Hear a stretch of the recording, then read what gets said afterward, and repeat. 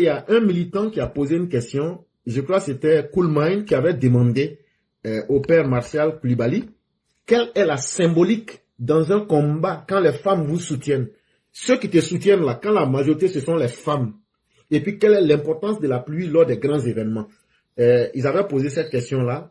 Je ne sais plus s'il est là, mais on va laisser la parole au père Martial pour qu'il puisse nous instruire. Et puis Cool Mind aura le temps d'avoir eu ses réponses. Oui, merci éclaireur. Bonsoir à tout le monde. Bonsoir plutôt. Bonsoir. Bonsoir. Voilà, bonsoir à celui qui vient de parler à sa femme là. Oui. C'est notre père Meïté, oui. Voilà, Brahim Meïté, merci pour la bénédiction. Hein, parce que malheureusement, c'est mon igname mon terre. J'ai dit ton igname là, il faut manger. J'ai dit il faut manger ton igname là. Comme il a fait bénédiction là, faut manger ton igname là. Il a fait bénédiction, donc il faut avoir pitié de lui.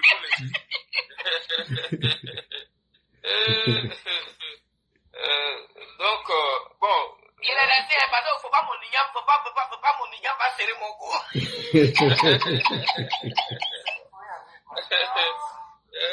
Ouais, c'est vrai. En tout cas, faut pas, il va faire sorcellerie. Ça y est, les cognards là aussi, ils sont pas clairs.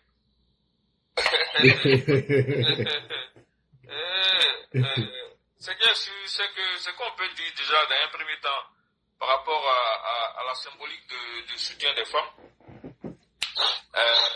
La femme, c'est le magnétisme. Parce que quand on fait sur le plan spirituel, la femme, a des vibrations, les femmes ont des vibrations qui attirent. Donc, magnétisme. Et les hommes ont des vibrations électriques. C'est-à-dire que, en général, c'est l'homme, c'est le yang, et la femme, c'est le yin. Donc, c'est une énergie d'attraction, en général. Donc, quand il y a une symbolique spirituelle qui dit ce que femme veut, Dieu veut. Parce que la vie est donnée par qui? Par la femme. On vient au monde par la femme. Et il dit, quand les femmes te supportent, ton événement ne peut pas échouer. C'est pas possible. Parce que la femme elle symbolise même, chez les Sonufo, la femme c'est quoi? C'est Dieu. On dit Kulucholo. Voilà. Chez les Sonufo appelle Dieu le propriétaire ou le responsable, la femme responsable de la cité. Si je veux faire une traduction littérale, Kulucholo, c'est-à-dire que le propriétaire de choses, c'est une femme. Donc Dieu même est symbolisé chez les Sonufo par la femme. Donc si on veut traduire peut-être pour ceux qui sont, qui parlent du la Dougoutigui.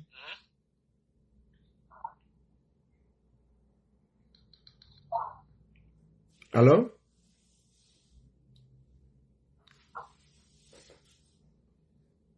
C'est ça. Ok. C'est ça. Donc la femme Oui, on t'entend maintenant. Professeur, tu entends? Tapotez un peu le direct. Oui, le professeur, tu nous entends? Oui, moi je vous entends, hein, cher, mais c'est le père Martial. Peut-être que c'est lui qui a... Allô? Oui. Ah, ok, cool. De ton côté, ça s'entrecoupe de temps en temps. Ok. Sinon, c'est le père Martial qui avait la parole. Bon, je ne sais pas si lui nous entend. Moi, je n'arrive pas à l'entendre en ce moment. Martial, vas-y. Je disais que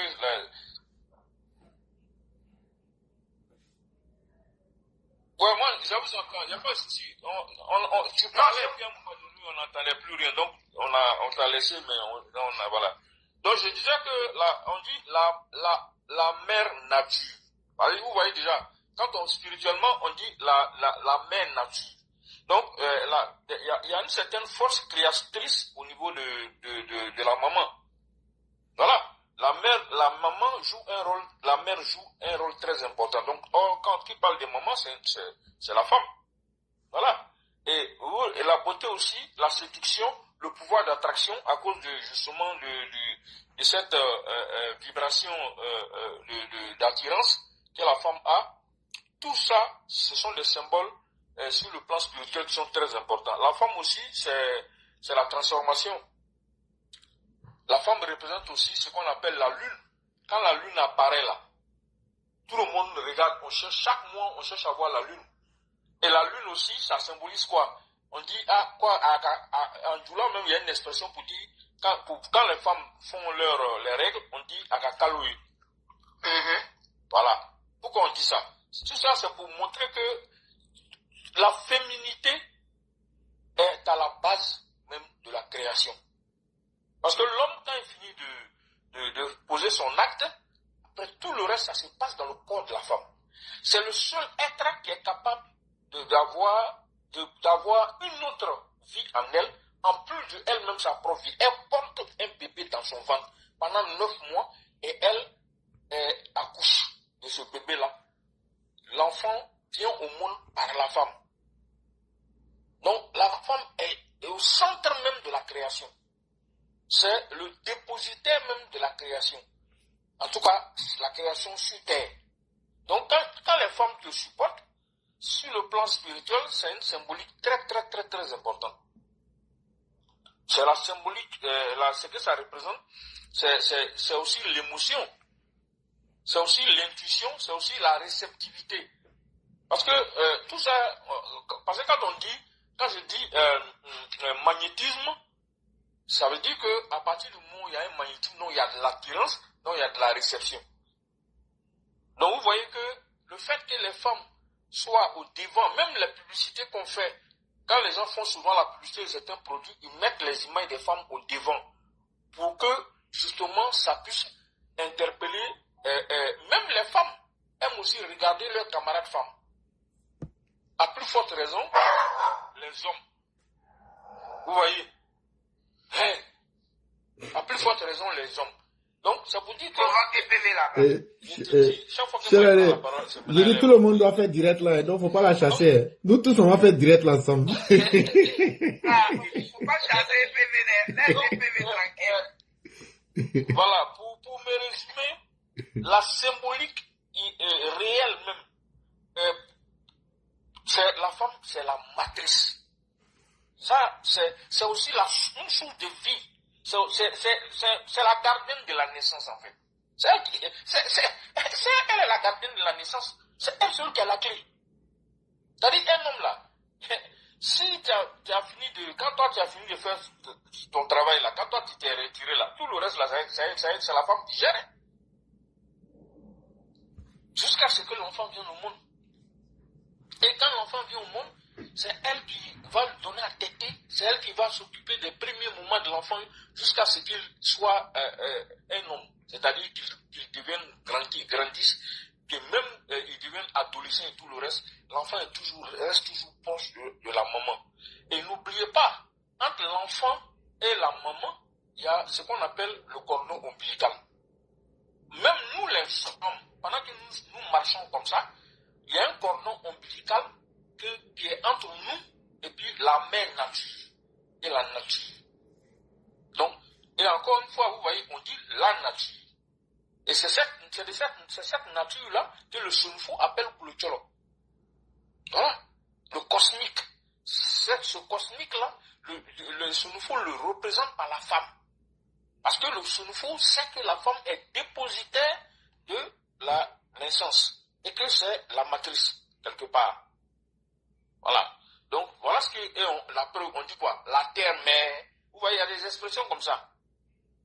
Souvent, qui sont symboliques, qui représentent la symbolique qu'est la femme dans le monde, dans l'imaginaire populaire, dans la cosmogonie, et dans même, on va dire, dans la plupart des religions, les femmes jouent un très grand rôle. Et le prophète Mahomet, qui fait qu'il accepte sa mission? C'est sa femme, qui était plus âgée que lui. C'est elle qui lui dit, la mission là, c'est ta mission. Et c'est pour ça que justement, elle a épousé le monsieur, parce qu'elle là, elle avait un rôle spirituel auprès de lui. Donc vous voyez que le fait que ce soit les femmes qui sont au devant des manifestations du RHDP, c'est un signe divin. C'est un signe de la matrice. C'est un signe de la création. Et vous voyez, même les EPV, ce sont les femmes qui sont au four au moulin. Le TikTok là, c'est Mère Sali qui tient le TikTok. Ça là, on peut tout le dire, mais c'est elle qui tient le TikTok. Il y avait 3 femmes qui tenaient le TikTok. Mais Mère Sali reste la pointe. Il y avait Pinette et il y avait Fofana. C'était les 3 là qui tenaient la page TikTok. Mais aujourd'hui, c'est Mère Sali qui tient la page. C'est une femme. Et ce sont les femmes qui ont fait des enfants. Donc ça veut dire qu'elle est procréatrice. Donc la femme, pour ne pas trop continuer là-dessus, je vais m'arrêter là par rapport à la symbolique qui représente les femmes dans le combat du RHDP. Si tu fais un combat, que les femmes ne sont pas dedans, que les femmes ne te supportent pas, ton combat là risque de ne pas aller loin. Ça, je ne vais pas cacher la vérité. Pour la simple raison que le magnétisme va manquer. Or, le fait que les femmes soient là et que nous soyons en train de supporter, de faire ce qu'on appelle une des actions politiques, et tout qui parle d'action parle d'énergie électrique. Et donc, l'énergie électrique associée à l'énergie magnétique fait l'électromagnétisme. Or, toute la vie ici-bas est basée sur l'électromagnétisme. S'il n'y a pas d'électromagnétisme, il n'y a pas de vie. Ça, c'est un élément très important. Maintenant, la pluie. La pluie, c'est d'abord le symbole de la purification. La preuve, quand on est sale là, on se lave. Ou bien, c'est clair, il n'y a pas quelqu'un qui va te dire que lui, quand il est sale là, la purification là, ça commence d'abord par on se lave. Et c'est l'eau qu'on utilise pour se laver. Donc, c'est la purification. La pluie, c'est le symbole de purification. Mais la pluie aussi, c'est une forme de richesse spirituelle. La pluie là, c'est de l'eau. Est-ce que, quand on parle de femmes, et on parle de pluie, on parle de l'eau, l'enfant il est où? Il est dans le ventre de la femme, il y a l'eau. Il est dans l'eau. La preuve, avant que l'enfant va naître, c'est l'eau qui sort d'abord. C'est quand l'eau là commence à sortir que les gens, tout le monde sait que l'enfant est prêt à venir au monde. Donc, c'est une naissance. Le samedi passé là, c'était une naissance, en réalité. C'est ce que ça symbolise. C'est pour ça qu'il a plu. Il a plu là, c'était ça. Ça symbolisait qu'il y avait une naissance. L'eau a d'abord coulé. La purification a eu lieu. Et le nettoyage s'est fait. Et puis, la naissance a eu lieu. La naissance de quoi? La naissance de quelque chose de grand. C'est une forme de renaissance, même, je dirais. Donc, c'est aussi un signe de fertilité. L'eau là. Parce que j'ai dit, le fait que on ne peut pas séparer l'eau de la fertilité. L'eau est utilisée dans la naissance des hommes, des animaux en général, de tout ce qui est mammifère. Mais l'eau aussi est utilisée pour les plantes. S'il n'y a pas d'eau, il n'y a pas de plantes. Parce qu'il faut arroser pour que ça pousse. Donc, l'eau, c'est une bénédiction divine. C'est clair et net. Le fait qu'il pleuve, c'est la purification, mais c'est une bénédiction divine. Voilà. La preuve, pour se soulager, même les larmes, c'est de l'eau. Mais quand tu pleures, ça te soulage. Voilà. Ne voyons pas simplement, même là, l'eau qui sort de nos yeux, quand on est malheureux, on pleure là. Ça soulage. Le fait de pleurer soulage. Ça soulage le cœur. Voilà. Et l'eau aussi, on peut prendre l'eau comme étant une forme de, comment je peux appeler ça, une forme de connexion entre le ciel et la terre. Parce que l'eau là, la pluie là, ça quitte où? Ça quitte en haut. Ça quitte au ciel pour tomber sur la terre. Donc ça vient arroser le sol, enrichir le sol pour que les nouvelles plantes puissent pousser. C'est pour ça que j'ai parlé aussi d'une naissance. Ça aussi, c'est des symboles. Donc il y a plusieurs symboles dans cette affaire. Et qu'est-ce qui s'est passé? On a vu que plusieurs manifestations ont eu quasiment lieu presque simultanément dans plusieurs pays et sur au moins 3 continents. Le continent africain, le continent européen et le continent américain. Ça fait 3 continents.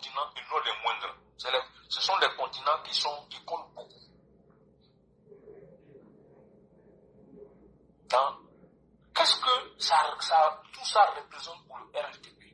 Le RHDP a démontré sa grandeur.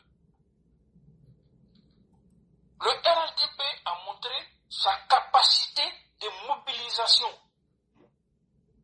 Le RHDP a montré que le fait que lui, il organise des événements tous azimuts sur ces 3 continents, le RHDP a démontré quelque chose de très grandiose. Et ça, franchement, aucun parti politique, et ça, je ne sais pas si c'est Mère Sali ou quelqu'un qui a dit que depuis l'indépendance, on n'a pas connu ça, mais moi je vais vous dire, en Afrique même, je ne suis pas sûr qu'un parti politique ait déjà réalisé cette prouesse. Oui, à 4 mois des élections présidentielles, je ne sais pas si vous voyez la symbolique. Le RHDP fait une démonstration de force, tous azimuts, sur 3 continents différents.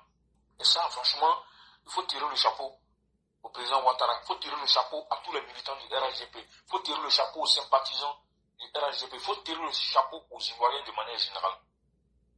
Oui, on a dit qu'on allait montrer à l'humanité, ça y est, dans notre hymne national, c'est que la paix, c'est que notre humanisme, à travers ces manifestations pacifiques, parce que c'est important d'insister sur le mot. Éclaireur a dit tout à l'heure que les policiers, dans leur rapport, ont dit que c'était trop pacifique. Et eux, ils n'ont jamais vu ça. Discipliné. Donc, union, discipline, travail. On s'est unis, on a eu la discipline et on a fait le travail de mobilisation qui a donné ce bon résultat.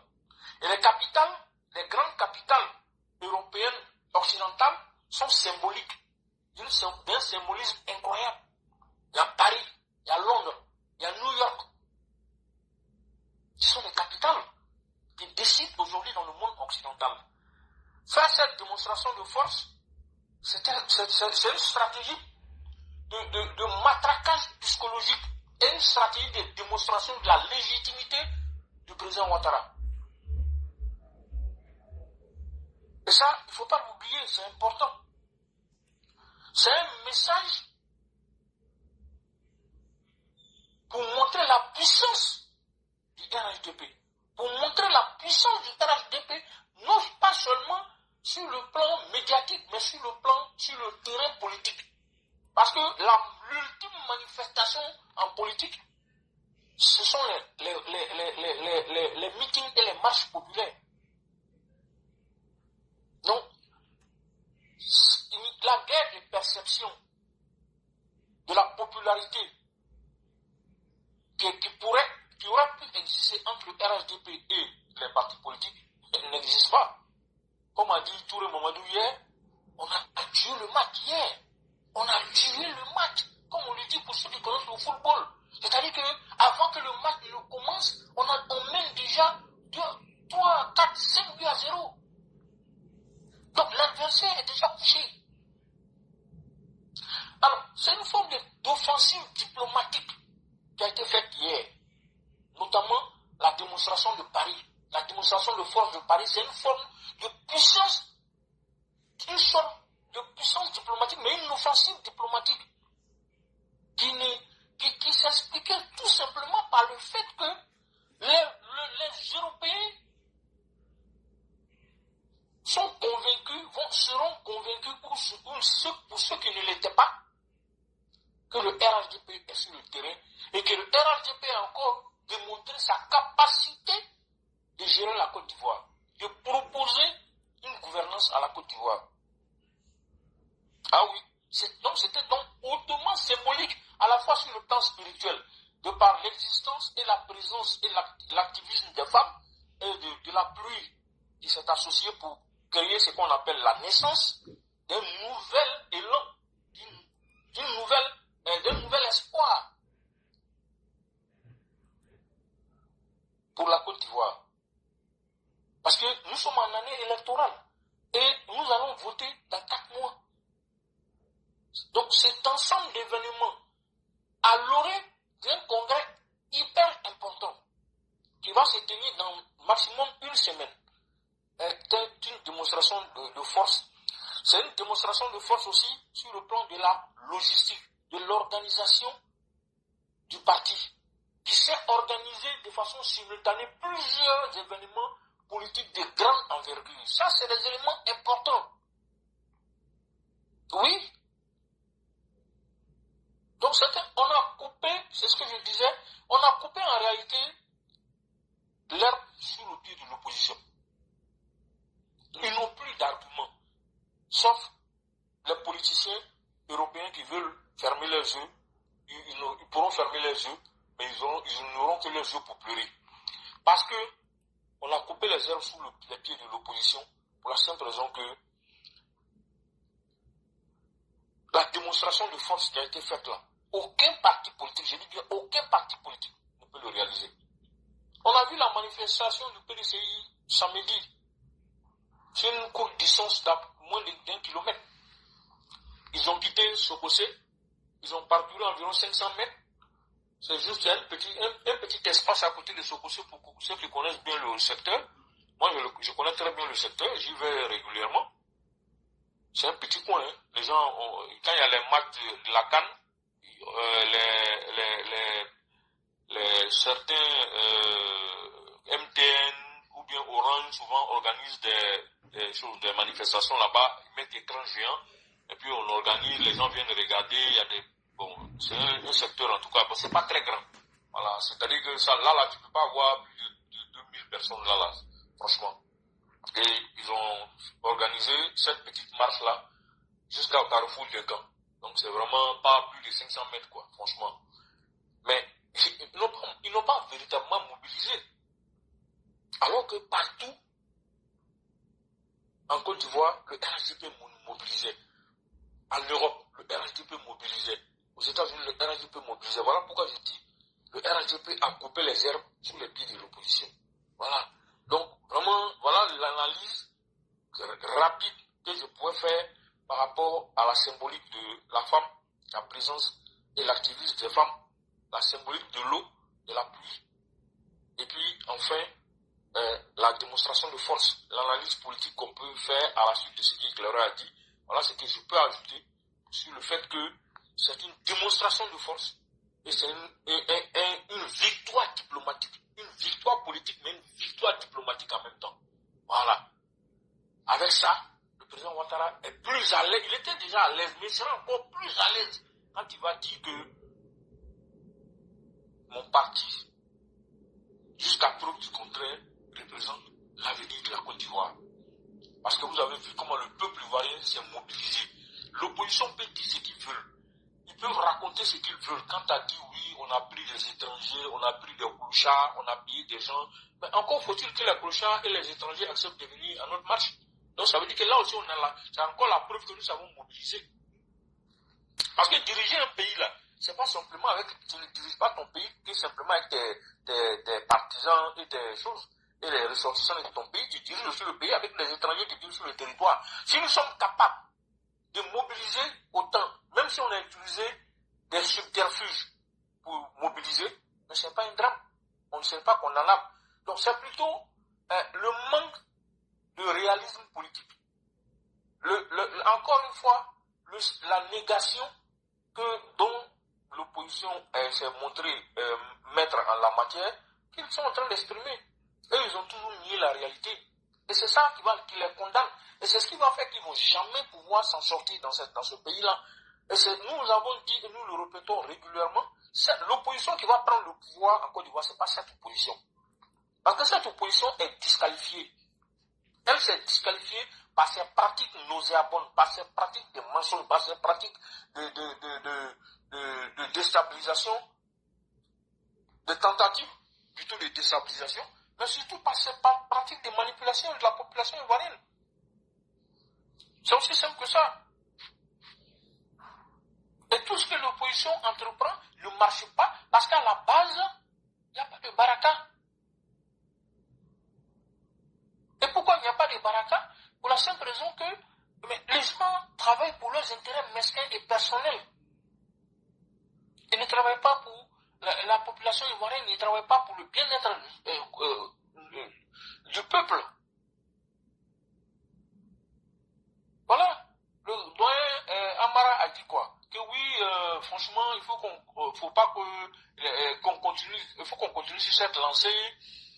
Il faudrait qu'on continue de garder la tête froide, mais surtout de ne pas de continuer à être ce que nous sommes, en tout cas en matière de suivre l'exemple du président Ouattara.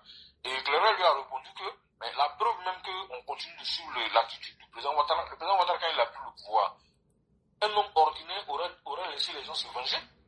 Mais dès qu'il a pris le pouvoir, le premier discours qu'il va tenir, c'est de dire ne vous vengez pas. Ne vous vengez pas. Moi, je ne connais pas un dirigeant politique, à part peut-être Nelson Mandela, qui a dit la même chose aux partisans de l'ANC, que ce n'est pas parce qu'on n'est pas obligé de rendre le coup aux Blancs pour ce qu'ils nous ont fait. Ouattara a tenu à peu près le même discours. Un autre président, connaissant un gars comme Laurent Gbagbo, il a gagné dans cette circonstance-là. Il va laisser ses militants se venger. Ouattara a dit de ne pas se venger. Ouattara a fait preuve à plusieurs reprises. À plusieurs reprises, on ne peut pas compter, c'est innombrable. C'est incommensurable les sacrifices que Ouattara a fait pour la réconciliation et pour la paix sociale en Côte d'Ivoire. C'est pour ça que ses opposants ne pourront jamais le rattraper parce qu'il ne vibre pas au même niveau, il ne joue pas dans la même cour, il ne joue pas dans le même championnat. Les gens, ils ont encore beaucoup à apprendre du président Ouattara. Ils ont encore beaucoup à apprendre des militants du RHDP. Parce que les militants du RHDP font preuve de beaucoup de retenue. Rien que pour ne pas transgresser la philosophie politique de leur leader. Ça, c'est important à noter. Or, ce n'est pas parce que les militants du RHDP ne peuvent pas être violents. Il n'y a pas plus violent que les militants du RHDP. Mais il n'y a pas plus disciplinés que les militants du RHDP. Mais ils peuvent être très désordonnés, très indisciplinés si vous leur en donnez l'occasion. Surtout quand ils se sentent floués, attaqués, quand ils ont le dos au mur, qu'ils sont obligés de contre-attaquer, ce qui est d'ailleurs normal, et dans toutes les écritures saintes, et notamment dans le Coran, il est dit qu'il faut, si ta vie est en jeu, ton honneur est en jeu, tu ne dois pas te laisser faire. Sinon, si tu te laisses faire, c'est un suicide. Et Dieu n'est pas pour les suicides. Dieu est contre les suicides. Dieu a dit, il faut protéger sa vie, au péril de sa vie. Vous comprenez, c'est un jeu de mots, mais qui a tout son sens. Ce pays est un pays béni de Dieu. Ce pays a eu la chance d'avoir le président Ouattara comme président. D'abord comme opposant et en même temps comme président. D'abord comme premier ministre et comme opposant en même temps comme président. Et ce pays a eu la chance d'avoir les militants que nous sommes. Les sympathisants que nous sommes pour le président Ouattara. Ah oui. Parce que s'il n'y a pas un parti politique comme le RHDP, la Côte d'Ivoire allait sombrer. Avec des jouisseurs. Des gens qui ne sont préoccupés que par le bas de leur culotte, de leur pantalon. Toute leur réflexion se trouve en dessous de la ceinture. Que voulez-vous qu'on puisse faire avec des leaders politiques qui ne pensent qu'à leur ventre et leur bas-ventre? Je ne pense pas qu'on puisse construire un pays avec des leaders qui ne réfléchissent pas, qui ne font pas de projections. On dit, il y a les grands penseurs disent, l'homme politique, c'est celui qui ne pense qu'à l'immédiat et au futur proche. L'homme d'État pense aux générations futures. Et le président Ouattara n'est pas un simple homme politique. Le président Ouattara est un homme d'État. Il pense aux générations futures. Il pose des actes pour les générations futures. Il fait des plans quinquennaux, il fait des plans décennaux, et il fait des choses décennales plutôt, et il fait des choses, comment on appelle ça, des plans de, on va dire, sur 20 ans, sur 30 ans, au-delà. C'est parce que c'est quelqu'un qui pense aux générations futures. C'est pas quelqu'un qui s'assoit et qui pense à autre chose qu'à ça. Depuis qu'on le connaît, il a une seule femme. On n'a jamais entendu parler son nom d'une histoire de fesses quelque part. Non. C'est la haute dignité, c'est la grande classe. C'est l'ordre. Dans tous les domaines de sa vie, tout est ordonné. Il ne fait rien au hasard. Il planifie tout. Même sa journée est planifiée. Demain, il doit faire quoi? Il doit recevoir un tel, à telle heure. Il doit faire ceci, à telle heure. Après ça, il doit faire ça, ainsi de suite. Tout est ordonné, tout est calculé. Ce n'est pas un monsieur qui est désordonné, qui pose des actes au hasard. Et il ne fait jamais rien à la légère, sans peser le pour et le contre. Donc, c'est un dirigeant modèle. C'est un modèle qu'on doit suivre. Et quand le chanteur Alpha Blondy le dit, les gars l'insultent. Mais c'est normal que les gars l'insultent, puisque les gars ont des réflexions étriquées. Ils ont des réflexions de bébé. Ils ont des QI qui sont très bas. C'est normal. Ils ont des esprits de moineaux. Ils ne pensent qu'à picorer. Ils sont comme des poulets. Quand ils finissent de picorer, ils frappent leur bec sur le sol. Ils n'ont rien mangé. On a faim. Donc, on peut pas. On n'est pas au même niveau. Même les militants du RATP, ne vous sous-estimez pas. Vous n'êtes pas au même niveau que ces gens-là. C'est pour ça que moi, j'exhorte aujourd'hui les gens à ne pas continuer à discuter avec ces gens. On va continuer à les déconstruire, mais ne discutez plus avec eux. Ils n'en valent pas la peine. Vous allez perdre de l'énergie pour rien. On est à l'orée, on n'a qu'à consolider nos acquis pour gagner les élections en 2025. Et puis consolider encore nos acquis pour 2030. On ne peut pas continuer à suivre des individus qui ne savent même pas ce que c'est que la République, qui ne savent pas ce que c'est qu'une nation, qui ne savent pas ce que c'est qu'un pays. Parce que eux, Laurent Gbagbo n'est pas au pouvoir, donc il faut brûler la Côte d'Ivoire. Comme son nom n'est pas sur la liste électorale, il faut brûler la Côte d'Ivoire. Pourquoi? Parce que justement, eux, ils ne voient que leur nombril. Excusez-moi, et puis ce qui est dans leur culotte. Et ils pensent que c'est ça la vie, c'est ça la Côte d'Ivoire. Ça se résume à ça, je suis désolé. Voilà le président Ouattara, qui vient de prêter 77 milliards au Sénégal. J'ai partagé ce que je viens de voir ça sur Facebook, j'ai partagé avec nos frères éclaireurs, je t'ai envoyé ça. Parce que je sais que tu sauras bien commenter ça que moi. Mais j'en parle parce que franchement, ça m'a touché. Quand j'ai vu ça, j'ai dit le vieux là, on ne peut rien, vous ne pouvez pas contre lui, vous ne pouvez pas. On a vu les Sonko là, avant la campagne, qu'est-ce que ces Sonko là, ces soi-disant panafricanistes n'ont pas dit du président Ouattara. Il a coulé le bec à tout le monde.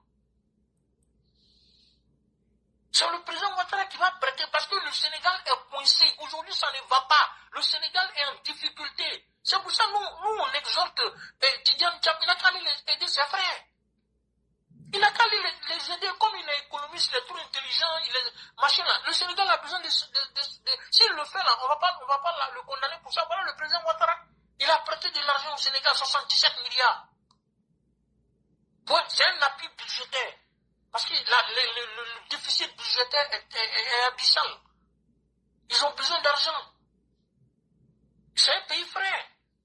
Le président Ouattara n'a pas regardé, oui, non, comme c'est un homme d'État, il n'est pas dans les émotions. Les enfants là, qu'est-ce qu'il n'a pas dit à l'époque? C'est le président Ouattara. Ce sont des enfants qui ont souhaité même qu'il y ait un coup d'État en Côte d'Ivoire. On est au courant. Mais le monsieur n'a pas regardé tout ça là. Il les a aidés au nom du peuple sénégalais. Parce que chaque dirigeant, à un moment donné, n'est qu'un représentant temporel. Mais le peuple est intemporel. C'est important de le savoir. Quand je vois Madingo parler du Mali, il n'a jamais fait ça. C'est la première fois qu'il monte sur le panel et il parle du Mali. Et il souhaite qu'on prie pour le Mali. Ça veut dire qu'il s'inquiète de plus en plus pour l'avenir de son peuple.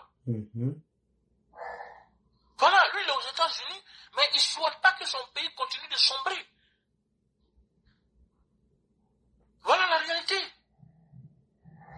Et quand vous avez des soi-disant sociétés civiles représentées par soit ce monsieur, ce Bogar, je ne sais pas quoi là, comment on l'appelle, ce Bogar Savori, bon, j'ai oublié son nom. Mais Boga, quoi là, qui se fait passer C'est pour société Boga civile. Sarko, mais vous pouvez Voilà, l'appeler Boga, Boga Sarcophage. voilà, Boga Sako. Qui se permet de faire une conférence de presse et qui dit que lui, c'est que Draman, c'est comme ça il appelle. Il dit que ouais, le président Ouattara a éliminé tout le monde pour que il va mettre son poulet, que sinon il n'ose pas se présenter en 2024. Et en 2024, pardon. Pour un quatrième mandat, qu'il n'ose pas se présenter, que c'est un angoplin, il est en train de faire, il est en train de nettoyer le terrain, il va mettre son poulet, et il pense que s'il met son poulet là, ces choses, comment on appelle ça, les gens vont plus sortir dans les rues, qu'ils vont pas manifester, que mais ils se trompent. Eux, ils réfléchissent. Mais si le président Ouattara se présente, il dit qu'il est candidat, et puis il gagne les élections, tu vas faire quoi? Vous voyez, c'est des gens, ils aiment parler, au lieu de chercher des solutions pour leurs propres problèmes, et ils sont en train de chercher à décider ce que l'adversaire doit faire. Moi, je ne comprends pas. On doit jouer un match de football. Chaque équipe a son entraîneur. Toi, tu dis que est son meilleur joueur, son capitaine. Toi, tu décides que l'entraîneur, le capitaine et tout ça là, c'est vous qui devez choisir pour l'adversaire. Moi, je n'ai jamais vu ça. Et toi-même, tu t'inventes, il se fait des films. Quand tu l'entends parler, il dit qu'il est société civile. Mais quand il parle, il est plus qu'un militant du PPACI. Il dit que Gbagbo Laurent, là, lui, il va nous dire que Gbagbo Laurent, c'est un combat de dignité qu'il est en train de faire. Donc son inscription sur la liste électorale, là, c'est un combat de dignité.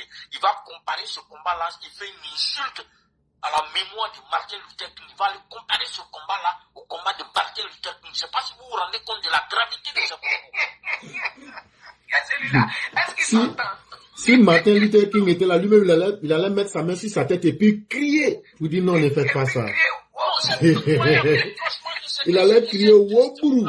Et ce sont ces individus-là que les RFI et autres là vont appeler pour dire voilà les représentants de la société civile. C'est incroyable. C'est pour ça que tout le monde, quand il lui a balancé ça au visage, ça, j'ai trop aimé ça. Il lui a dit mais toi là, toi tu dis que tu es société civile, mais on t'a vu ici en 2020, en train de manifester, le CNT, il a nié là, la VAR est sortie. Il s'est dit, la VAR est sortie. Jusqu'aujourd'hui, le continue de faire passer ça. Ils n'ont jamais été société civile. Non, mais ce même Boga Sako, il y avait un débat. Ce même Boga Sako, je l'ai limé un jour dans un débat où il était en train de faire sa fantasmagorie. Et je lui ai dit, mais toi, tu ne peux pas parler des droits de l'homme. Et que tu es un militant déguisé du PPACI et un ethniciste de la pire espèce. Il m'a dit de donner la preuve. Quand il m'a dit de donner la preuve, là, j'ai balancé directement devant lui. Où c'est lui qui était le président de la plateforme EDS. Et il était ce jour-là parti soutenir Madame Babo. J'ai dit, bon, voilà la preuve en face de toi. Le monsieur dit, il dit comme ça, il dit, mais c'est pas la peine. Parce que j'ai mis ça en face de lui. Et quand c'est fini comme ça, maintenant il a paniqué que lui va aller à l'église. J'ai dit, même si tu veux aller là, il faut aller au ciel. Et c'est comme ça qu'il a fait pour fuir. Non, ça veut dire que ces gens-là, c'est des plaisantins de la pire espèce. Franchement dit, il faut qu'on continue de lutter pour ne plus jamais que ce pays-là tombe dans les mains de ces gens d'individus. Sinon, ça n'est fini de la Côte d'Ivoire. Parce qu'ils se sont amusés la première fois. S'ils prennent cette fois-ci, ils vont gâter plus qu'avant. Moi, je vous dis ça, en toute honnêteté. C'est vrai, hein, ils vont gâter plus qu'avant. Aujourd'hui, il était l'invité sur un plateau avec Kokora, mais il a renoncé en disant que son avocat lui a dit de ne pas débattre avec Kokora. Ah bon? Oui, non, mais cher aîné, Oui. faites le lien. Durant ce débat-là, c'était moi et puis Kokora contre Boga Sako et puis un autre fanfaron là. Donc, il s'est dit que c'est un remake. Depuis la valeur de pilule là. Il va pas accepter parce qu'il s'est dit que c'est un remake de la même chose. Oui, Ça, et puis ces derniers temps, Kokora les a trop allumés. Justement. L'éclairage, ça même j'ai pensé. Je me suis dit, il a pensé à toi. Il a sorti. Effectivement. Il a eu peur de la VAR. Il s'est dit que Kokora allait faire la même chose que l'éclaireur lui a fait. Donc la honte de ça. Donc l'éclaireur, Oui. vraiment, maintenant, sur cette histoire de femme, symbolique de la femme, symbolique de la pluie, et puis mon analyse de ce qui s'est passé ces derniers jours-là, c'était ça. Non, mais je crois que ça a été très bien dit et ça a été bien expliqué. Et vraiment, c'est nous qui ne pouvons que vous remercier, vraiment. Et j'allais profiter pour demander à Mère Sali, depuis le matin, elle est là. Est-ce que c'est pas mieux à 23h30 heure de New York, on arrête pour que vous puissiez vous reposer? Il n'y a pas de souci. Voilà, parce que il y a votre santé aussi qui compte. Donc, dans pratiquement 50 minutes, on va arrêter le direct pour que vous puissiez vous reposer et pour permettre... Donc, moi, je vais laisser la parole à Opinion Libre qui vient de monter aussi. Ok. Moi, j'aimerais seulement ajouter quelque chose sur le côté des femmes que vous dites. Vous saviez, nous les femmes, nous sortions aujourd'hui pour montrer notre détermination, Papa Ado, et montrer notre détermination chez ces malfaiteurs-là. Que nous on enfante. C'est nous, on met nos enfants au monde. Vous éliminez nos enfants, vous éliminez nos maris, vous faites plein de veuves, plein d'orphelins. On est fatigué de ça. Toutes les femmes sont fatiguées de ça. C'est quoi tu vois que le combat aujourd'hui, les femmes sortent comme rien. Les femmes sont déterminées. Parce que nous sommes fatigués de ça. Il y a ça aussi qui est là. Parce que tu dois me prendre ton enfant, combien de souffrir, il y a des femmes même à la naissance de leur enfant, ont failli perdre la vie. Maintenant, cet enfant-là, tu dis pour de la politique, on vient te prendre ça. Pourquoi? Nous sommes fatigués de ça. Donc voilà pourquoi les femmes sont déterminées aujourd'hui derrière Papa Ado. C'est lui qui donne la paix aujourd'hui aux femmes. C'est lui qui donne la sécurité aujourd'hui aux femmes. Grâce à lui aujourd'hui, nos maris sont là, nos enfants sont là. Parce que dans ces histoires qu'ils font là, ce sont les hommes qui meurent toujours plus que les femmes. Ça c'est pas bien. Chaque fois une élection en Côte d'Ivoire, il faut forcément que les hommes disparaissent. Pourquoi? Nous on est fatigués. Voilà pourquoi les femmes sont déterminées derrière Papa Ado. Donc il y a ça aussi que je voulais ajouter. Merci. Oui, ça veut dire, ce que tu as dit, c'est juste, hein, il n'y a pas de souci. Ça, c'est une explication qui, absolument, c'est la vérité. Mais, l'esprit qui est derrière là, quand Dieu est dans quelque chose là, femme est toujours détente. Moi, on dit, est-ce que vous savez que quand une femme est fâchée contre son mari, là, elle peut bloquer ses affaires? Elle n'a pas besoin d'aller chez féticheur. Le fait qu'elle soit en colère là, son entreprise peut se dégringoler, tomber comme c'est vrai. Cher aîné, faut pas tout leur dire en public, hein. C'est bon comme ça. Finalement, tu l'as comme arme de guerre. Il faut laisser ça. Franchement, affaire des femmes là, c'est sérieux, hein. Même un bon foyer là, s'il y a une bonne femme dedans là, s'il y a une bonne femme dans un foyer, s'il doit avoir des malheurs même là, Dieu, parce que la femme a des pensées positives pour son homme là, Dieu peut protéger le foyer grâce à la femme. Mais si elle a des pensées négatives, le foyer peut aller volo à la faute de la femme. C'est pour ça que vous remarquez que la société ne pardonne pas l'infidélité de la femme, mais pardonne l'infidélité de l'homme. On a l'impression que c'est une injustice, mais c'est spirituel. Quand une femme est infidèle, c'est très mauvais pour le foyer. Voyez, j'ai dit dans mes explications au départ que la femme est magnétique. Donc elle attire les vibrations. Si elle a l'habitude de sortir, aller chercher plusieurs hommes dehors, elle va prendre des esprits qui ne sont pas forcément bons pour amener à la maison.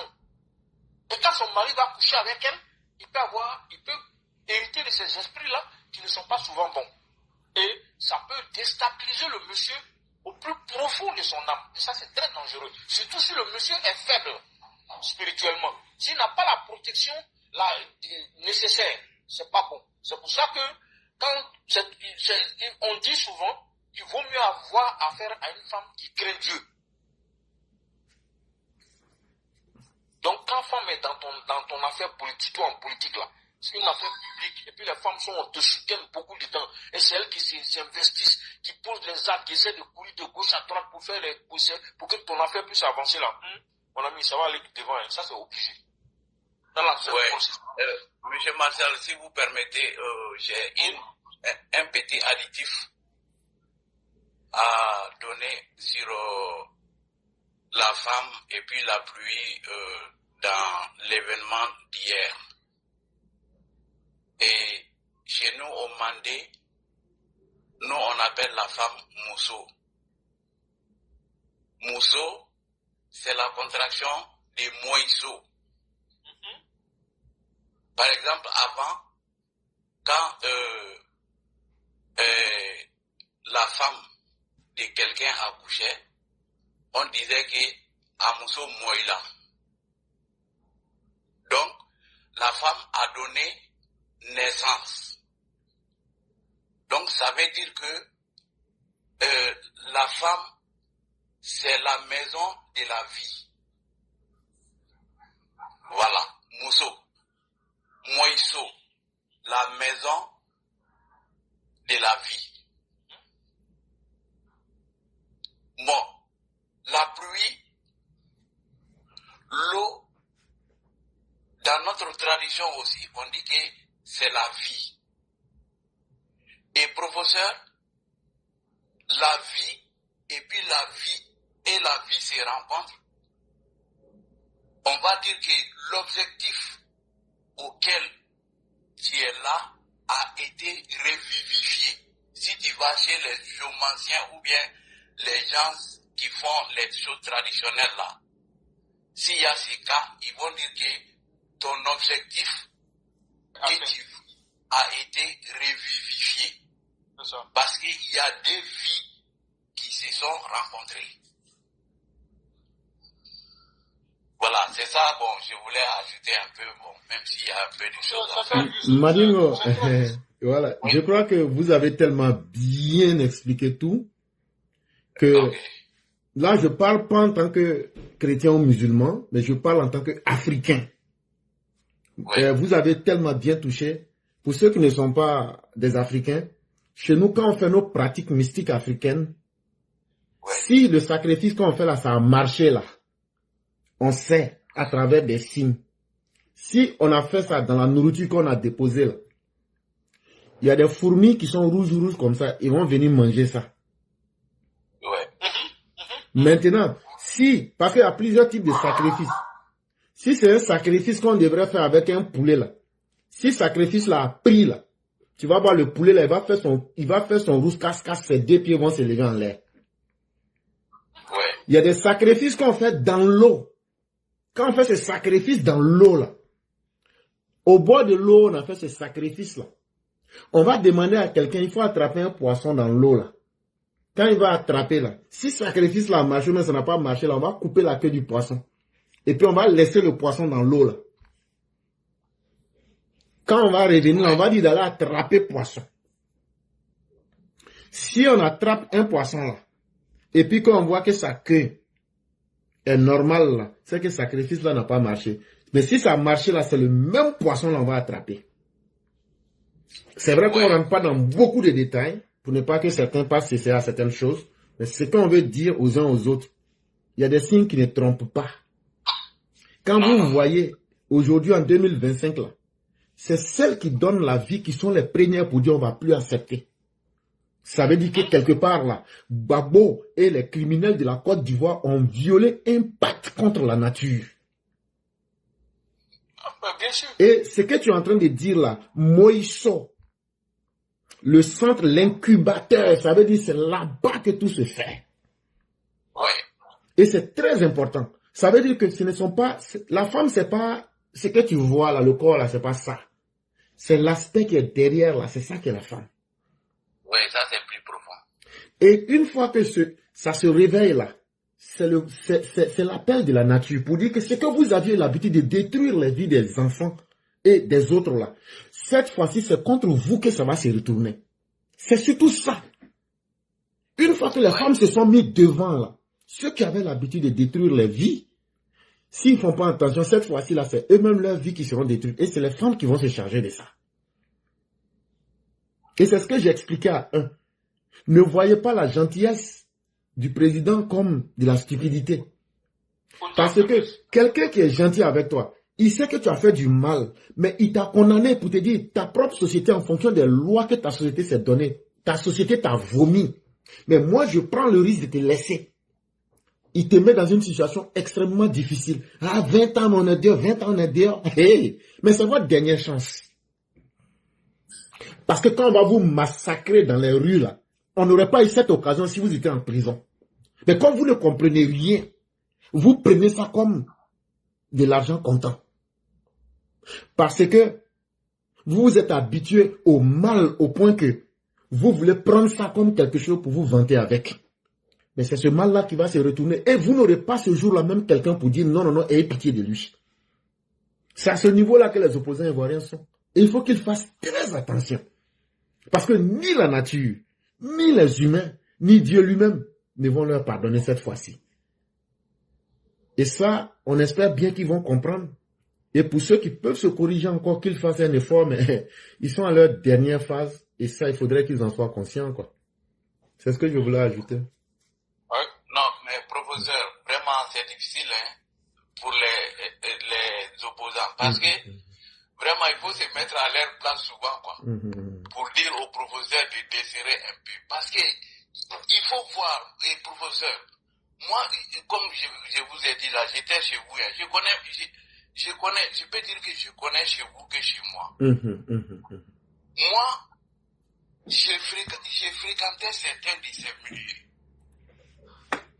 C'est-à-dire que le confort dans lequel certains étaient là, et puis ils voient que ce confort-là est en train de se dégrader. C'est-à-dire, ces gens-là, il ne faut même pas se fatiguer, ils ne peuvent pas aimer Alassane Ouattara. Non, non, non, non. C'est pas possible. Le confort était trop bon. Et non, vraiment, c'est justement ça qui doit prendre fin. Voilà pourquoi, justement, tu vois la différence. Alassane Ouattara n'a pas eu besoin de pouvoir pour être dans le confort. On est d'accord? Oui, bon. Tu vois, les choses ne sont pas... Ceux-là, eux viennent pour le confort au détriment du peuple. C'est ça qui est choquant. Effectivement. Donc, on ne peut pas les continuer à les laisser agir. Ça ne va pas. À un moment donné, il faut que ça s'arrête. C'est pour ça que justement, les explications qu'Éclaireur vient de donner concernant le fait que les femmes s'engagent parce que c'est là-haut là, parce que c'est Dieu même qui s'adresse à eux en disant que bon, les femmes ont décidé que voilà ce que nous on a choisi. Et ce que femme veut, Dieu veut. C'est ce qu'on dit. Et quand tu regardes même là, c'est pas pour être grossier, quand tu regardes le croquis du sexe de la femme, c'est un homme. Est-ce que vous voyez? L'utérus là, c'est la tête. Les trompes là, c'est les deux bras. Et le vagin là, c'est le corps. C'est une croix. Et les Égyptiens utilisaient ça, cette croix, la croix des Égyptiens là. C'est comme ça, cette croix là est. Parce que eux là, ils respectaient la femme. Les Égyptiens avaient un grand respect pour les femmes. Parce qu'ils savaient le rôle divin que les femmes jouaient dans chose, comment on appelle ça, au niveau des dieux. Mais quand vous regardez l'ange Gabriel, c'est lui qui est à la base de la création de la religion musulmane. C'est l'ange qui vient très souvent, qui est mis en valeur. Mais la naissance là, c'est l'ange Gabriel qui régit la naissance.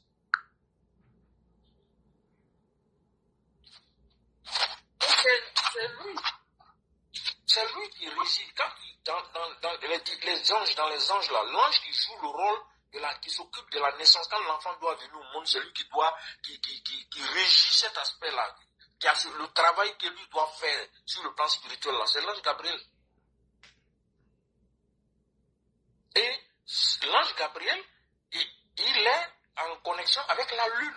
Et donc, c'est encore affaire des femmes. C'est encore la femme.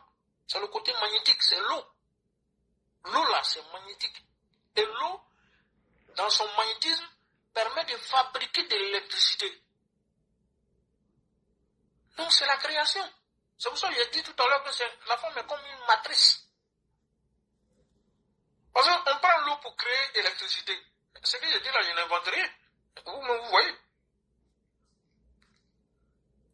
Quand on fait barrage, après on tire du barrage là, on tire de l'électricité pour pouvoir alimenter les gens.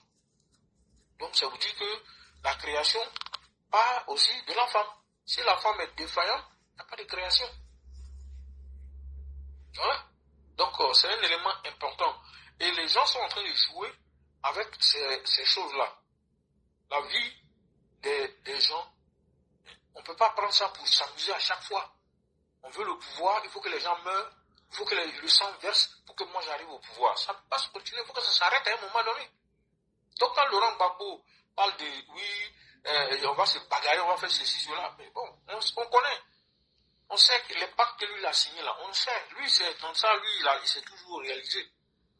Le sang des autres doit verser pour que lui puisse se faire. Mais l'esprit avec lequel lui il a signé pacte là, l'esprit là, il est arrivé à son terminus. S'il ne fait pas attention là, c'est ça. C'est lui-même qui va mourir dans cette phase-là. Non, ici, les malins, il va arrêter ses conneries. Voilà. Je crois qu'il y a un frère qui est monté. Claire, je ne sais pas si vous avez lui passer la parole. Ok. C'était notre père Ali de Lyon. Bonjour, cher père. Oui. Comment allez-vous? Bonsoir tout le monde. Bonsoir à vous et comment allez-vous? Bonsoir Ali, bonne arrivée. Merci beaucoup. Et sur Facebook, il y a notre père Kwaku Siméon qui nous salue tous. Et nous lui retournons aussi cette salutation, cher père. Et merci d'être parmi nous à travers YouTube et Facebook. Et Ali de Lyon, vous avez la parole. Ok. Bonsoir tout le monde. Je vais vous prendre en cours. Je dormais, mais je suis réveillé. Et puis bon, je suis tombé sur le live.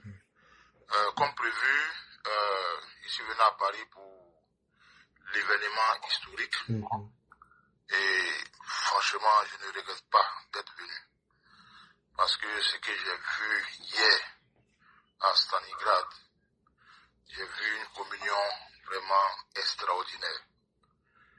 Les RHDP, c'est vraiment formidable. J'ai rencontré tous les EPV de France. J'ai vu pour la première fois Meaki, Nefertiti, Genepa, Madame Massatia Blanc et puis Monsieur Blanc, tout et tout, on a échangé, tout et tout. Vraiment, c'était très intéressant et je ne regrette pas d'être venu. Voilà, je suis arrivé depuis, j'ai dit comme prévu, il y avait 17 éclaireurs, j'allais venir depuis, voilà, j'ai dit, je suis arrivé, je suis encore là. Effectivement. Et je retourne sur Londres le mardi. Voilà, on a écouté aussi le ministre qui a fait une très belle intervention, il y a eu des artistes, il y a eu, franchement, l'ambiance était très cordiale, même les policiers français là. Ils n'ont pas eu de travail à faire, quoi, parce que ils ont trouvé ils ont dit que à chaque fois que les RHDP organisaient quelque chose, eux n'avaient pas de travail à faire. Il n'y a jamais eu de problème. Ils n'ont jamais eu de problème. Voilà. Ils étaient satisfaits. Et voilà, tout s'est très bien passé, sans aucun problème, voilà, pas de cafouillage, rien. On a été très disciplinés. Et je veux profiter pour remercier, voilà, tous les RHDP pour cette discipline. Et après ça, encore, on s'est retrouvés on allait manger, parce que c'est fini à 18h. À 18h précise, c'est comme si c'était un signe qu'on avait donné à tout le monde. À 18h précise, parce que ça devait finir à 18h. Donc à 18h, tous les RHDP ont commencé à quitter les lieux. En toute discipline, sans aucun problème. Vous voyez, c'était vraiment bien. Et on allait manger dans un maquis dans les environs. Et la marée orange avait rempli un maquis. Et il y a des gars qui ont refusé de rentrer dans le maquis où on se trouvait. Vous voyez, mais qui sont les gars, ils sont venus ici encore. On était là, et bon, ils ont tourné après, pour finir, ils sont rentrés, ils sont venus s'asseoir pas trop loin de nous. Là, il était avec Oshimi. Je ne sais pas si vous connaissez Oshimi. Très bien. Voilà. Oshimini. Voilà, Oui. Oshimi, voilà. Très bien. Voilà. Et il dit, mais les moutons, là, ils sont encore. Non, nous, maintenant, on est devenu bœuf. C'est bœuf, mais on est devenu maintenant. Voilà.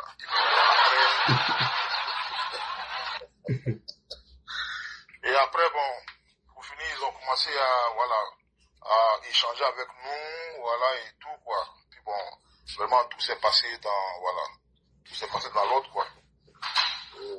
Vraiment éclaireur. Je vous dis que ce que tu as créé là, le groupe EPV là, vraiment, c'est... Je voudrais vraiment te féliciter pour ça, quoi. Ben, tu sais pas ce que tu as créé là. Non, c'est quelque chose de grand. Voilà. Je voulais te souligner ça, quoi. C'est quelque chose de grand. C'est une famille. Voilà. Nous sommes devenus vraiment, voilà, familiarisés. Tout. Et puis j'ai vu j'ai vu encore j'étais très content de voir, c'est le grand cyclone. Le grand cyclone. Quand je suis arrivé, j'avais pas de tricot. Voilà, il dit, ah mais, Grando, j'ai pas de... Il dit, quoi? Tu n'as pas de tricot? Il a bougé, directement, il dit, tu veux combien? Il dit, non, j'ai deux tricots. Parce qu'il y a un autre là qui est là.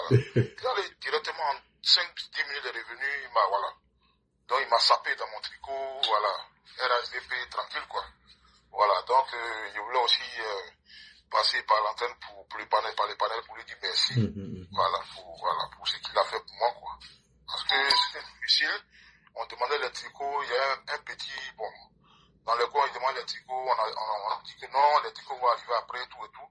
Mais quand j'ai vu mon frère Cyclone, je lui ai demandé les tricots, il dit voilà, c'est la délégation de Londres. Voilà, directement en 5 minutes, il y a eu mes trucs. Voilà, donc c'est ma petite contribution. Voilà, pour vous dire que voilà, quoi. Merci pour tout. Le grand éclaireur. Et puis, voilà. Bonsoir à tout le monde. Vraiment, merci à vous-même. Merci d'avoir tenu parole. Et surtout, continuons ce combat. Et comme je l'ai dit, tôt ou tard viendra un jour où on ne parlera plus des tenues de religion, mais on parlera simplement d'être humain en tant qu'Ivoirien. Et ce jour-là, c'est nous qui serons les plus heureux parce qu'on est en train de contribuer à quelque chose. C'est vrai, c'est le combat de notre temps. Il faut forcément des hommes et des femmes pour le mener. Et si Dieu nous a choisis, c'est parce qu'il compte quelque part aussi sur nous. Et c'est parce que il sait aussi qu'on a les capacités de pouvoir le mener. Et vraiment, nous voulons que la haine disparaisse en Côte d'Ivoire. Quand on est dans les grandes capitales du monde, on est à l'aise. Mais pourquoi entre nous frères ivoiriens, on ne peut pas vivre comme ça? Mais je crois que c'est possible. C'est à nous de tenir bon. Et la Côte d'Ivoire est déjà sur une bonne pente. Toute personne, tant que tu n'as pas violé la loi, ta dignité doit rester intacte. Et tu dois pouvoir vivre en fonction des capacités et des moyens que tu as. Et je crois que nous, EPV, comme vous l'avez dit, hein, on n'a pas besoin de se voir. Mais même quand vous vous voyez, c'est comme si vous étiez toujours ensemble. Et vraiment, on dit merci à toutes ces personnes, au nom de l'amour du docteur et en tant que EPV, qui se sont mobilisés sur 3 continents, simultanément en tant que des EPV, pour rendre cet événement-là encore meilleur qu'elle aurait peut-être pas pu être. Mais c'est la présence de chacun et de chacune. Quand j'imagine mère Sali et moi, dès qu'on se rencontre, et les gens me demandent, mais c'est qui? Et je préfère même trahir un secret. Il y a un des employés qui est venu, il dit, ah, donc il cherche femme aussi, quoi. J'ai dit, non, laisse ça. Mais vous voyez, ça me faisait rire, tout ça. Mais c'est une manière de vous dire, parce que quand on s'est embrassé, les gens disent, mais on n'a jamais vu ce gars-là comme ça. Donc c'est pour vous dire qu'il y a une fraternité, un humanisme qui est entre nous, qui dépasse les frontières ou bien qui dépasse tout. Et ça, c'est vraiment pas permis à tout le monde. Restons soudés, restons déterminés. Et moi, après tout ça, hein, je crois que c'est le président Ouattara qui est l'homme le plus heureux. Et moi, ça, c'est ma plus grande joie. Parce que nous avions prévu cela depuis 4 ou 3 ans.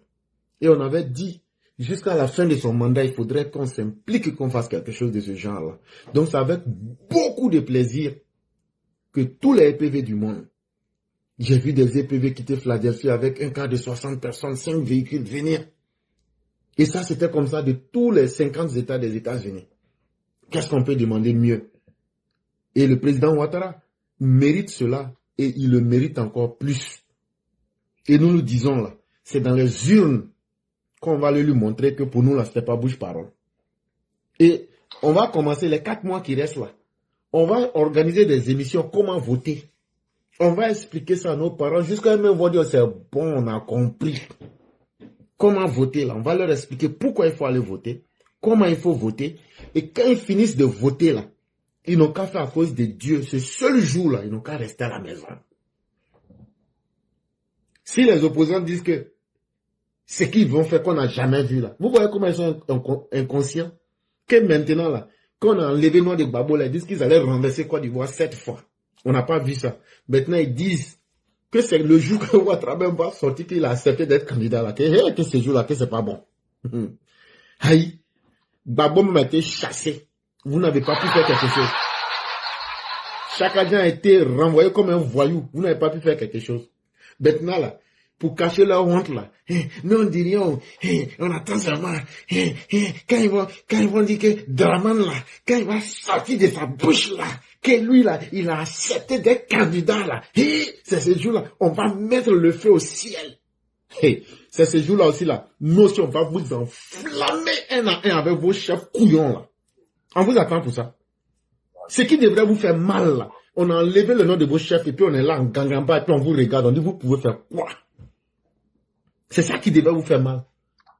D'ailleurs, même quand vous dites que vous ne voulez pas que Draman n'a qu'à être candidat, c'est ça même qui va justifier qu'il va être candidat. Parce qu'on veut voir ce que vous allez faire. Maintenant, ce que vous allez faire là, s'il y a un garçon devant vous, et puis nous on va croiser les bras, et puis on va s'arrêter pour vous regarder là, c'est là que vous allez savoir. De la manière que vous êtes prêts là, c'est comme ça même que nous aussi là on est surprêts et puis on vous attend. Draman sera candidat. Il va gagner à 80%. Il va être président. Et puis, on va voir ce que vous pouvez faire. 4e mandat que vous dites que vous n'aimez pas. On va faire. Et la Côte d'Ivoire va rester en paix. Maintenant, quand nos parents, on va leur montrer comment voter. Là. Quand ils vont venir dire, papa, pardon, c'est bon comme ça. On sait comment voter. On va dire, bon. Quand vous finissez de voter, là, on ne demande pas à quelqu'un d'être Rambo. Vous rentrez à la maison, vous vous asseyez. C'est fini. Le reste là, ceux qui sont garçons là, comme moi là, on sera dans les rues. Moi je connais pas pour quelqu'un. Hein. Élection là fini là, moi je serai dans les rues. Ceux qui disent qu'ils sont garçons là, on va se rencontrer dans les rues. Et puis ça va finir. Donc nous disons aux Ivoiriens là, dans les quartiers là, de la manière que eux, ils ne veulent pas voir les Ivoiriens en paix là, de la manière qu'ils ne veulent pas voir la Côte d'Ivoire en paix là. Nous, on va se charger dans les quartiers. Îlot par îlot, carrefour par carrefour. On va sécuriser le pays. Il n'y a personne qui va laisser son bien va être brûlé. Ton petit commerce, là, ça t'a pris 15 ans pour le réaliser, pour faire une petite boutique au quartier. Des jaloux, des paresseux vont venir brûler ça pour mettre ta vie en retard. Jamais.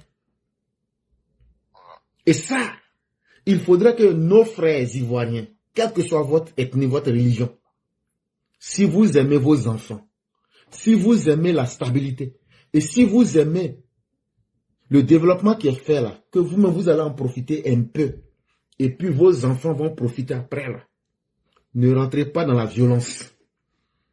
Parce que ceux qui veulent la violence là, ce qui sera devant eux là, c'est papa et puis maman de violence. Donc ne vous amusez pas. Ça, c'est ce seul conseil-là qu'on peut donner aux gens, pour ceux qui veulent sauver leur propre vie. Maintenant, comme il y a des gens, eux-mêmes, ils sont fatigués de leur vie, là. Nous, on va les aider. On va les aider correctement à quitter cette vie. Et ce message-là, il est clair. Il faut que chacun se mette en tête. Parce que l'amusement, il est terminé. On va plus sacrifier les innocents, et puis après dire, non, non, non, comme il y a eu tellement de mots, il faut aller faire dialogue. Il n'y aura plus de dialogue politique. Ni maintenant, ni après. Et le meilleur dialogue politique, c'est de conscientiser le peuple, de ne plus être victime des politiciens. S'ils sont fâchés là, ils n'ont qu'à se mettre ensemble. Ils n'ont qu'à monter un candidat. Et puis ils vont aller battre le président Ouattara. S'ils ont gagné là, ils vont avoir leur victoire. Et ils vont gérer le pays. Mais le mensonge, la politique du laxisme sur le dos des Ivoiriens, ça c'est terminé. Quelqu'un qui est toujours dans les arrangements là, quand toi tu es dans ton arrangement là, ça fait le dérangement de quelqu'un. Et on ne peut plus continuer à faire le dérangement des Ivoiriens pour faire plaisir à un groupuscule d'individus. C'est ce message-là qu'on est en train de tenir. Et faites confiance à la Côte d'Ivoire du Dr Ouattara. On va imposer le respect que le peuple mérite.